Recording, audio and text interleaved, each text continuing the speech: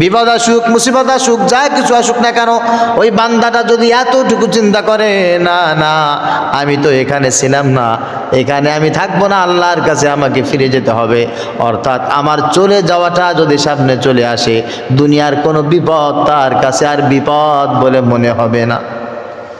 আল্লাহ পাক রব্বুল আলামিন বলেন, হে দুনিয়ার ঈমানদার, তোমাদের জন্য বলছি শোনো, ইয়া আইয়ুহাল্লাযীনা আমানুত্তাকুল্লাহ ওয়াল তানজুর নাফসুম মা কদ্দামাত লিগাদিন ওয়াত্তাকুল্লাহ। ঈমানদারেরা আল্লাহকে ভয় করো আর প্রস্তুতি গ্রহণ করো আগামীকালের। আগামীকাল তোমার অবস্থাটা কি হবে, আগামীকাল তুমি কোথায় থাকবা, কোথায় বসবাস করবা, কি খাবা, কার কাছে থাকবা, কার দিকে তাকাবা, আল্লাহ তোমাকে কোন অবস্থায় নিয়ে যাবে, এই বিষয়টা তুমি এখন থেকে চিন্তা করো। আগামীকালের বিষয়টা যদি মাথায় আনতে হয়, মৃত্যু ছাড়া এত বেশি সুন্দর করে আগামীকালের বিষয়টা কাউকে সুন্দর করে উপস্থাপন করা সম্ভব নয়।